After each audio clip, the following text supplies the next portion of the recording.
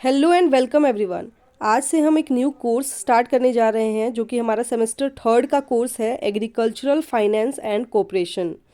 ये हम डिस्कस करेंगे स्टार्टिंग से विथ बेसिक से, ठीक है। एग्रीकल्चरल फाइनेंस एंड कोऑपरेशन में जो लेक्चर 1 है उसमें हम डिस्कस करने वाले हैं अबाउट एग्रीकल्चर फाइनेंस, उसके डेफिनेशन, टाइप्स और सिग्निफिकेंस एंड नीड्स क्या है हमारे एग्रीकल्चर में, आखिर क्यों हमें फाइनेंस की ज़रूरत पड़ी है, ठीक है। तो ये सारे टॉपिक्स को हम वन बाय वन डिस्कस करेंगे। तो चलिए स्टार्ट करते हैं आज का लेक्चर। सबसे पहले हम बात करेंगे, जैसा कि मैंने आपको बताया, सबसे पहले हम बात करेंगे एग्रीकल्चर फाइनेंस होता क्या है, इसका मीनिंग क्या है और डिफरेंट साइंटिस्ट ने क्या डेफिनेशन दिया है। उसके बाद हम डेफिनेशन उसका देखेंगे, सिग्निफिकेंस देखेंगे, नीड्स देखेंगे एंड सो ऑन। तो चलिए स्टार्ट करते हैं विथ मीनिंग। तो मीनिंग एग्रीकल्चर फाइनेंस का आखिर क्या मतलब होता है।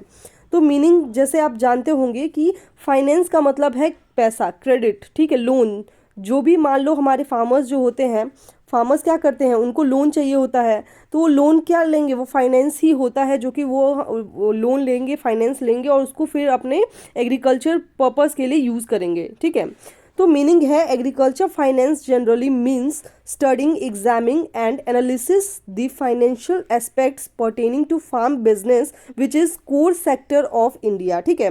एग्रीकल्चर फाइनेंस, आप तो जानते ही होंगे कि एग्रीकल्चर जो है वो हमारा कोर सेक्टर है, हमारा बेसिक सेक्टर बोल सकते हैं या फिर बहुत इंपॉर्टेंट सेक्टर है जो कि सारे सेक्टर्स के लिए ज़रूरी है या फिर उससे रिलेटेड है, ठीक है। तो एग्रीकल्चर फाइनेंस का जो मीनिंग है वो क्या है, ये हमारा एक कोर्स है जिसको हम स्टडिंग करते हैं, एग्जामिंग करते हैं, इसको में हम देखते हैं कि हमारे प्रॉफिट हो रहा है कि नहीं, एनालाइज करते हैं, ठीक है। फाइनेंशियल एस्पेक्ट्स वगैरह को देखते हैं जो कि हमारे किसी भी बिजनेस के लिए ज़रूरी है। मान लीजिए आप कोई बिजनेस खोल रहे हैं, तो बिजनेस खोलने के लिए आपको पहले क्या चाहिए होगा, इन्वेस्टमेंट करना होगा। तो इन्वेस्टमेंट के लिए आपको चाहिए होगा पैसा, ठीक है। पैसा या फिर जो जिसको हम मनी बोलते हैं, मनी आपको चाहिए होगा। तो मनी से आप क्या करोगे, आप कोई भी इन्वेस्टमेंट करोगे, चीज़ें खरीदोगे जो कि आपके बिजनेस से रिलेटेड है, तो उसको आप क्या करोगे, उसको फिर आप लगाओगे अपने बिजनेस में और उससे फिर आपको प्रॉफिट होगा और फिर वो आप उसको एनालाइज करोगे कि आपके लिए सही है या नहीं है, ठीक है। तो एग्रीकल्चर फाइनेंस का सिंपली सा यही मीनिंग है कि ये फाइनेंस का मतलब हो गया हम पैसा लगा रहे हैं और एग्रीकल्चर में लगा रहे हैं, इसलिए एग्रीकल्चरल फाइनेंस बोल रहे हैं, ठीक है। तो एग्रीकल्चर में आप कुछ भी बिजनेस ओपन करने के लिए आप जो फाइनेंस कर रहे हो या फिर आप जो लोन ले रहे हो, उसको पैसा को आप लगा रहे हो अपने बिजनेस में, उससे क्या होगा, आपको प्रॉफिट मिलेगा। तो दैट इज़ एग्रीकल्चरल फाइनेंस, ठीक है। फार्म बिजनेस के लिए मेनली यूज़ किया जाता है। आई होप क्लियर हो गया होगा। नेक्स्ट हम बात करेंगे डेफिनेशन ऑफ एग्रीकल्चरल फाइनेंस। तो दो साइंटिस्ट ने बेसिकली एग्रीकल्चर फाइनेंस को डिफाइन किया है अपने अपने वे में, ठीक है। तो सबसे पहले हम देखते हैं कि मुर्रे बहुत इंपॉर्टेंट है, ठीक है। यहाँ पे इसको स्टार मार्क कर लीजिए। मुर्रे ने एग्रीकल्चर फाइनेंस को अपने वे में डिफाइन किया है। तो मुर्रे ने 1953 में डिफाइन किया है एग्रीकल्चर फाइनेंस को as an economic study of borrowing funds by farmers, the organization and operation of farm lending agencies and of society's interest in credit for agriculture। मूरे ने बताया है कि हमारा क्या है, फार्मर्स जो भी है वो क्या करेगा, फार्मर्स को मान लो अपना बिजनेस करना है या फिर अपने खेती करने के लिए, क्रॉप ग्रो करने के लिए उसको फाइनेंस यानी कि पैसा का ज़रूरत है, तो वो क्या करेगा, बोरो करेगा, यानी कि या फिर वो बैंक से ले सकता है या फिर कोई भी जो उसका लैंडलॉर्ड्स या ओनर्स एजेंसी, मतलब किसी भी एजेंसी या ऑर्गेनाइजेशन के थ्रू वो क्या करेगा, पैसा यानी कि फंड्स को बोरो करेगा, ठीक है। फिर वो क्या करेगा, उसको फिर अपने एग्रीकल्चर में लगाएगा, ठीक है। तो मुर्रे ने यही बोला है कि हम फाइनेंस को यानी कि पैसा को एक जगह से लेंगे, यानी बैंक से लोन लेंगे और अपने फार्म में, अपने जो भी उनको एग्रीकल्चर में जो भी ग्रो करना है उस पर लगाएंगे, वही हमारा एग्रीकल्चरल फाइनेंस हो गया, ठीक है। Economic study of borrowing funds by farmers fund को बोरो कर रहा है, the organisation and the operation of farm lending agencies जो पैसा दे रहे हैं, और society interest in the credit for agriculture, यानी कि जो भी सोसाइटीज़ का इंटरेस्ट होगा जो भी ग्रो करने के लिए, उसको ग्रो करने के लिए क्रेडिट की ज़रूरत पड़ेगी। तो ये मुरे ने एग्रीकल्चर फाइनेंस को इस तरीके से डिफाइन किया है। नेक्स्ट जो हमारा टेंडन और डोंडियाल ने है, वो उन्होंने डिफाइन किया है एग्रीकल्चर फाइनेंस को as a branch of agricultural economics which deals with and financial resources related to individual farm units। Tendon और डोंडियाल ने डिफाइन किया एग्रीकल्चर फाइनेंस को कि ये हमारा इकोनॉमिक्स का ब्रांच है। आप जानते होंगे इकोनॉमिक्स हमारा होल सब्जेक्ट हो गया, इसी का हमारा ब्रांच है एग्रीकल्चर फाइनेंस, ठीक है। तो एग्रीकल्चर इकोनॉमिक्स के अंडर ही हमारा एग्रीकल्चर फाइनेंस आता है, जिसमें हम क्या करते हैं, फाइनेंशियल रिसोर्सेज, यानी कि आपको कोई भी रिसोर्सेज यूज़ करना है, आपको पानी चाहिए, बिजली चाहिए, ठीक है, या फिर कोई भी इनपुट्स जैसे हमारा सीड चाहिए, फर्टिलाइजर चाहिए, तो इसके लिए क्या चाहिए, आपको फाइनेंस की प्रॉब्लम चाहिए होगा, फाइनेंस चाहिए होगा, यानी कि मनी चाहिए होगा। तो फाइनेंशियल रिसोर्सेज को हम क्या करेंगे, अपने फार्म यूनिट्स में यानी कि अपने फार्म बिजनेस में यूज़ करेंगे। तो इसी को हम एग्रीकल्चरल फाइनेंस कहते हैं, ठीक है। टंडन और डोंडियाल ने इस तरीके से डिफाइन किया है एग्रीकल्चर फाइनेंस को। तो ये दोनों साइंटिस्ट थे, मुर्रे 1953 में, और 1962 में हमारा टंडन और डंडियाल ने हमारा एग्रीकल्चर फाइनेंस को डिफाइन किया है। नेक्स्ट डेफिनेशन क्लियर हो गया, आई होप क्लियर होगा। नेक्स्ट हम बात करेंगे नेचर एंड स्कोप, जिसमें हम मैक्रो फाइनेंस और हम माइक्रो फाइनेंस डिस्कस करेंगे, ठीक है। तो सबसे पहले हम बात करते हैं नेचर एंड स्कोप, आखिर किस तरीके का एग्रीकल्चर फाइनेंस होना चाहिए, ठीक है। तो agricultural finance can be dealt at both macro and micro level, ठीक है। एग्रीकल्चर फाइनेंस को हम माइक्रो लेवल यानी कि छोटे लेवल और मैक्रो मीन्स बड़े लेवल, दोनों पे हम डिफाइन करते हैं, दोनों पे हमारा ज़रूरत पड़ता है एग्रीकल्चर फाइनेंस का, ठीक है। मैक्रो फाइनेंस का मतलब है बड़े लेवल पे, पूरे इकोनॉमी यानी पूरी कंट्री के लेवल पे जो होगा हमारा, वो हमारा मैक्रो फाइनेंस होगा, ठीक है। Macro finance deals with different sources of raising funds for agriculture as a whole in the economy, ठीक है। डेफिनेशन से क्लियर हो गया होगा कि मैक्रो फाइनेंस जो है वो हमारा क्या होता है कि हम क्या करेंगे, फंड को रेज करेंगे, ताकि हमारा एग्रीकल्चर से हम फंड को रेज करेंगे और उसको हम पूरे इकोनॉमिक में लगाएंगे, ठीक है। मतलब कि सिंपली सा ये मतलब है कि मैक्रो फाइनेंस जो है वो हमारा, हम क्या कर रहे हैं, एग्रीकल्चर में पूरे होल इकोनॉमी से जिसको फ़ायदा हो उसमें हम पैसा लगाएंगे और उससे हमें फिर फंड मिलेगा, ठीक है। उससे हम अपना फंड जनरेट करेंगे। जैसे एग्जांपल से समझते हैं, मान लीजिए गवर्नमेंट जो है वो आपका कोई पब्लिक सबवे बनाई, ठीक है, पब्लिक सबवे बनाई है, ठीक है, मान लीजिए पब्लिक सबवे बनाई है, ठीक है। तो ये पब्लिक सबवे जो बनाई है वो गवर्नमेंट बनाई है, लेकिन ये जो है वो हमारे पूरे इकोनॉमी के लिए ज़रूरी है, ठीक है, पूरे इकोनॉमी के लिए हेल्पफुल है, ठीक है। तो ये पूरे इकोनॉमी के लिए हेल्पफुल है, तो वो सारे पब्लिक उसको यूज़ करेंगी, ठीक है, पब्लिक सबवे ही है। तो ये जो गवर्नमेंट है ये पूरे इकोनॉमिक लेवल पे, होल इकोनॉमिक लेवल पे काम की है, तो ये हमारा मैक्रो फाइनेंस के अंदर आएगा, ठीक है। इसमें पैसा जो लगा है वो गवर्नमेंट का लगा है सारा। तो इसमें क्या है, मैक्रो फाइनेंस का मतलब है कि डिफरेंट सोर्सेज को हम यूज़ करके जो हम अपना फाइनेंस को जनरेट कर रहे हैं, यानी कि पैसा को जनरेट कर रहे हैं, वो पूरे इकोनॉमिक के लिए हेल्पफुल होगा, उसको ही हम मैक्रो फाइनेंस कहते हैं, ठीक है। It is also concern with the lending procedure, rules, regulations, monitoring and controlling of different agriculture credit institutions, ठीक है। तो इसमें जो भी अब फंड्स जो भी जनरेट होगा या फिर फंड्स जो भी लगाएगा वो क्या होगा, उसमें वो गवर्नमेंट का होगा, तो उसमें रूल्स होगा, रेगुलेशंस होगा, सारा आपको तौर तरीके से सारा लेना पड़ेगा, जो भी प्रोसेस है प्रोसीजर को फॉलो करना पड़ेगा, ठीक है।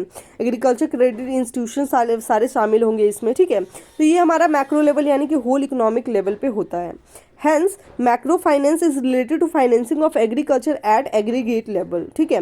इसका मतलब ये हो गया कि हम जो भी फाइनेंसिंग कर रहे हैं वो हम एग्रीगेट लेवल यानी कि बड़े लेवल पे कर रहे हैं, ठीक है।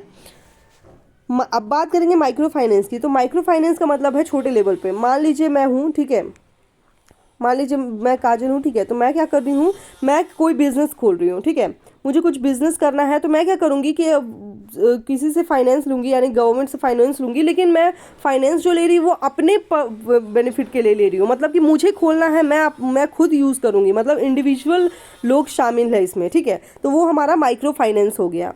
Micro finance refer to financial management of the individual farm business. आप देख सकते हैं इंडिविजुअल फार्म बिजनेस के लिए फाइनेंस लिया गया है, and it is concerned with the study as to how the individual farmers considers various sources of credit, quantum of credit to be borrowed from each source, and how he allocates the same among the alternative uses in the farm. It is also concerned with the future use of funds, ठीक है। Micro finance का मतलब है कि individual farm business कोई खोल रहा है तो उसके लिए उसको चाहिए फाइनेंस चाहिए, ठीक है। हाउ इंडिविजुअल फार्मर्स वो कैसे कंसिडर कर रहा है क्रेडिट को, कैसे यूज़ कर रहा है क्रेडिट को, ठीक है, किससे बोरो किया है, तो वो मतलब सारे जो चीज़ रिलेटेड होंगे वो इंडिविजुअल उसी से रिलेटेड होंगे, ठीक है। और ये जो फंड्स वो ले रहा है वो फ्यूचर में अपने फार्म को फंड्स को यूज़ करेगा फ्यूचर में अपने फार्म को बढ़ाने के लिए, ठीक है। तो ये हमारा इंडिविजुअल से रिलेटेड है। और जो हमारा मैक्रो फाइनेंस है वो पूरा होल इकोनॉमी यानी कि पूरा एग्रीगेट लेवल पे रिलेटेड है, ठीक है।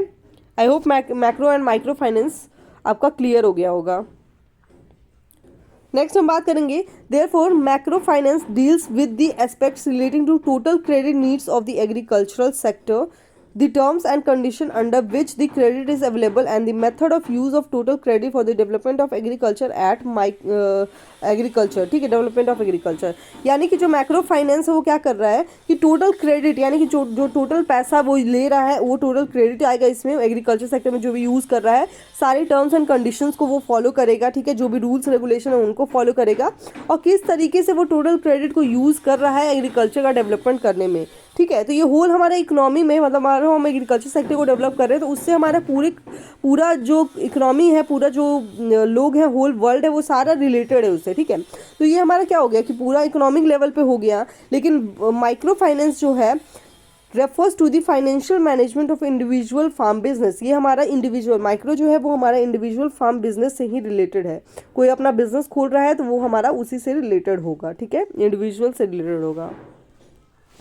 नेक्स्ट हम बात करेंगे significance of agricultural finance. Significance मतलब क्या इंपॉर्टेंस है एग्रीकल्चर फाइनेंस का, क्या इंपॉर्टेंस है हमारे एग्रीकल्चर में, ठीक है। Agricultural finance assumes vital and significant importance in the agro socio economic development of the country both at macro and micro level. अभी आपने देखा कि मैक्रो और माइक्रो दोनों में जो है वो हमारा पूरे कंट्री का बेनिफिट हो रहा है, सारे लोगों का बेनिफिट हो रहा है, पूरा वर्ल्ड का बेनिफिट हो रहा है, ठीक है।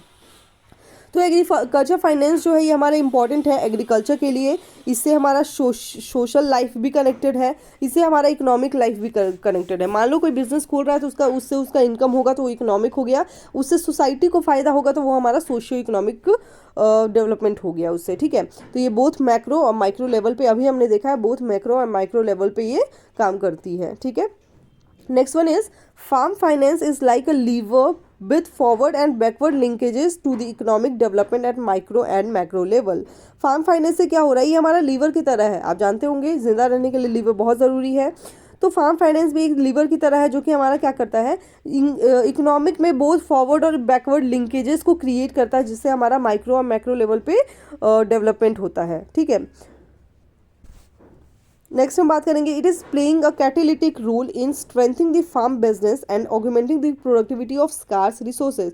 मान लो जो भी रिसोर्सेज आपके पास कम है उसको आप यूज़ करके क्या कर सकते हो, अपने फार्म बिजनेस को बढ़ा सकते हो, ठीक है। तो ये हमारा कैटेलिटिक रोल प्ले करता है, यानी कि ये जस्ट आपको जैसे कैटलिस्ट क्या करता है, रिएक्शन को फास्ट बना देता है, ठीक है। तो ये जस्ट हेल्प करेगा और आपके प्रोडक्शन को यानी कि आप जो भी स्कार्स रिसोर्सेज हैं उनसे आप यूज़ करके अपने बिजनेस को बढ़ा सकते हो, अपने प्रोडक्टिविटी को बढ़ा सकते हो, ठीक है। तो ये एक इम्पॉर्टेंट रोल प्ले करता है हमारा एग्रीकल्चर फाइनेंस एग्रीकल्चर सेक्टर में।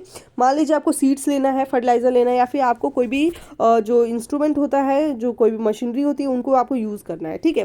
तो आप वो क्या करोगे, उसको यूज़ करोगे और अपना प्रोडक्शन को इंक्रीज़ करोगे, प्रोडक्टिविटी को इंक्रीज़ करोगे। तो ये क्या हो गया, एग्रीकल्चर फाइनेंस पैसा से ही आप कर पा रहे हो ना, पैसा से ही आप उसको रेंट पे लोगे या फिर आप उसको परचेज करोगे और यूज़ करोगे। तो एग्रीकल्चर फाइनेंस जो एक तरीके का आप कैटलिस्ट की तरह काम कर रहा है, वो आपको एक तरीके का सपोर्ट प्रोवाइड कर रहा है जिससे आप क्या कर रहे हो, अपने प्रोडक्टिविटी को इंक्रीज़ कर रहे हो, अपने फार्म बिजनेस को इंक्रीज़ कर रहे हो, ठीक है। When newly developed potential seeds are combined with purchased input like fertilizer and plant protection chemicals in appropriately requisite proportion will result in higher productivity, ठीक है। यहाँ पे आप एग्जाम्पल से समझ सकते हो कि जब आप क्या कर रहे हो कि पोटेंशियल सीड्स यानी अच्छी क्वालिटी के सीड्स को जब आप परचेज इनपुट यानी कि जब फर्टिलाइजर जो भी आप खरीद रहे हो, फर्टिलाइजर हो गया आपका, कोई भी केमिकल्स हो गया, ठीक है, प्लांट प्रोटेक्शन केमिकल्स यानी कि पेस्टिसाइड्स वगैरह हो गया, इनको आप खरीद के जब आप पोटेंशियल सीड्स की को मिक्स यूज़ करोगे, मतलब कंबाइन इसको यूज़ करोगे, उसके बाद क्या होगा, एक अप्रोप्रिएट प्रोपोर्शन में यूज़ करोगे तो इससे क्या होगा, आपका प्रोडक्टिविटी हायर होगा, ठीक है। तो ये एक तरीके का एग्रीकल्चर फाइनेंस कैटलिस्ट की तरह एक सपोर्ट की तरह काम कर रहा है जिससे आप जो भी आपके इनपुट्स हैं उनको यूज़ करके आप अच्छे प्रोडक्टिविटी ले रहे हो, ठीक है। नेक्स्ट हम बात करेंगे use of new technological inputs purchased through farm finance helps to increase the agricultural productivity. ये लास्ट पॉइंट से ही रिलेटेड है। जैसे कि आप कोई भी न्यू टेक्नोलॉजीज़ का यूज़ कर रहे हो या फिर जो आप इनपुट्स परचेज किए हो, सीड, फर्टिलाइजर, एनीथिंग हो गया, तो वो सारे को यूज़ करके आप क्या कर रहे हो, अपने अपने एग्रीकल्चर प्रोडक्टिविटी को इंक्रीज़ कर रहे हो, तो यही आपका एग्रीकल्चर फाइनेंस के अंडर आएगा। ठीक है। Next one is accretion twin farm assets and farm supporting infrastructure provided by large scale financial investment activities result in increased farm income levels leading to increased standard of living of rural masses। यहाँ पे बोल रहा है कि आप क्या कर रहे हो, फार्म असेट्स को यूज़ कर रहे हो। ठीक है। कोई भी मान लो कि कोई भी गवर्नमेंट जैसे आपको पॉली हाउस बनाने के लिए या फिर कोई भी इंफ्रास्ट्रक्चर खरीदने के लिए या फिर जो आपका मशीनरीज वगैरह हो गया उनको खरीदने के लिए आपको फाइनेंस देती है, यानी कि लोन प्रोवाइड करती है। ठीक है। तो उससे क्या करते हो आप फार्म असेट्स यानी कि पैसा आपको मिल गया, उससे आप क्या करोगे, इंफ्रास्ट्रक्चर खरीदोगे। ठीक है। इंफ्रास्ट्रक्चर बनाओगे, उससे क्या होगा, आपका इनकम बढ़ेगा, तो आपका स्टैंडर्ड ऑफ लिविंग भी बढ़ेगा। ठीक है। इसमें आपका फाइनेंशियल इन्वेस्टमेंट वगैरह भी आ जाते हैं, जो इन्वेस्टर्स होते हैं वो लोग भी आ जाते हैं, वो लोग इन्वेस्ट करेंगे, उससे हमारा जो इनकम है वो इंक्रीज़ होगा और हमारा अल्टीमेटली हमारा प्रोडक्टिविटी इंक्रीज़ होगा, जिससे हमारा जो स्टैंडर्ड ऑफ लिविंग जो हो गया वो भी आपका इंक्रीज़ होगा फार्मर्स का। ठीक है। तो ये सारे हमारे सिग्निफिकेंट पॉइंट्स थे। 2 और पॉइंट्स बाकी हैं, देख लेते हैं इसको भी। Farm finance can also reduce the regional economic imbalances and is equally good at reducing the inter farm assets and wealth variations. ठीक है। इस पॉइंट्स में ये कह रहा है कि फार्म फाइनेंस जो होता है वो क्या करता है, आपका जो इकोनॉमिक इम्बैलेंसेस है, यानी कि जो भी आपका इनकम जो कम है कभी ज़्यादा होता है, ठीक है, उनको मेंटेन करता है। ठीक है। और इंटर फार्म असेट्स यानी कि जो भी आपका जो आपको बिजनेस करने के लिए यानी कि फार्म पे जो यूज़ होते हैं इंटर फार्म असेट्स, उनके वेरिएशंस को भी कंट्रोल करता है। ठीक है। लास्ट जो पॉइंट है, as Indian agriculture is still traditional and subsistence in nature, agricultural finance is needed to create the supporting infrastructure for adoption of new technology. यहाँ पे बोल रहा है कि इंडियन एग्रीकल्चर जो है वो अभी भी ट्रेडिशनल है, यानी सबसिस्टेंस है, यानी कि लोग अभी भी कमर्शियल फार्मिंग नहीं कर रहे हैं, खुद के लिए फार्मिंग कर रहे हैं। सबसिस्टेंस फार्मिंग होता है मतलब कि आप जब खुद के लिए ग्रो करते हो उसको हम सबसिस्टेंस फार्मिंग बोलते हैं। और ट्रेडिशनली जो पहले की फार्मिंग थी जिसमें आप बहुत ज़्यादा टिलेज वगैरह करते थे, ठीक है, तो उस समय जो फार्मिंग होता था इंडियन एग्रीकल्चर में, यानी कि इंडिया में जो उस समय फार्मिंग होता था वो सबसिस्टेंस नेचर का था, कमर्शियली लोग ग्रो नहीं करते थे। ठीक है। तो agriculture finance needed to create supporting infrastructure for adoption of new technology. तो आज क्या हो गया है कि एग्रीकल्चर फाइनेंस प्रोवाइड करवाया जा रहा है फार्मर्स को, ठीक है, ताकि उनको सपोर्ट किया जा सके, ताकि वो न्यू टेक्नोलॉजी को जो न्यू टेक्नोलॉजी है, ठीक है, प्रिसीजन फार्मिंग वगैरह जो हो गया है, मॉडर्न फार्मिंग जो हो गया है, उन सबको यूज़ करके अपना क्या करे, अपने इंफ्रास्ट्रक्चर को इंक्रीज़ करे, अपना प्रोडक्शन बढ़ाए, अपना प्रोडक्टिविटी बढ़ाए और अल्टीमेटली उनका इनकम इंक्रीज़ हो सके। ठीक है। तो यही कहना चाह रहा है कि एग्रीकल्चर फाइनेंस जो है वो आपका ट्रेडिशनल से मॉडर्न फार्मिंग में शिफ्ट होने के लिए भी हेल्प किया है। ठीक है। तो ये हमारे सिग्निफिकेंस थे हमारे एग्रीकल्चरल फाइनेंस के। तो आज हमने क्या क्या देखा, आज हमने देखा कि एग्रीकल्चर फाइनेंस का क्या मीनिंग है। ठीक है। आज हमने मीनिंग देखा, हमने स्कोप देखा, ठीक है, हमने सिग्निफिकेंस देखा और हमने डेफिनेशन भी देखा। ठीक है। डेफिनेशन जो कि हमारा मुर्रे ने दिया है और जो हमारा टेंडन और डोंडियाल ने दिया है। ठीक है। तो आज हमने इतने सारे टॉपिक डिस्कस किए थे। आई होप आज का टॉपिक आपको समझ में आया होगा। एग्रीकल्चर फाइनेंस को हम बेसिक से स्टार्ट करेंगे और हाई लेवल तक पढ़ेंगे। आप लोग लेक्चर्स को देखिएगा, कंटिन्यू हम पढ़ेंगे इस सब्जेक्ट को और अब बहुत मज़ा भी आएगा ये सब्जेक्ट को पढ़ने के लिए। ठीक है। तो आज के लिए इतना ही, मिलेंगे अगली वीडियो में नेक्स्ट टॉपिक के साथ। Thank you so much.